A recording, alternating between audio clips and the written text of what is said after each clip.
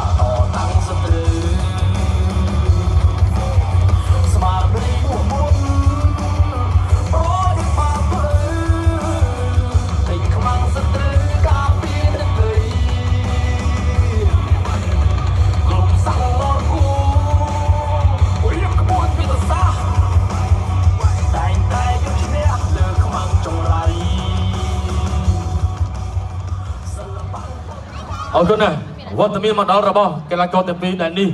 គឺជាការប្រកួតគូមិត្តភាពហើយក៏ជាការប្រកួតកង់ចេញម្រាម3ទឹកបាទចាំមើលតើការវិលត្រឡប់មកវិញរបស់កីឡាករគុនខ្មែរយើងបាទអាចធ្វើបានល្អកម្រិតណាបន្តិចទៀតបងប្អូនបានទស្សនាជាមួយនឹងការប្រកួតរលកមុនប៉ះរលកក្រោយបាទខ្លាចាស់ប៉ះ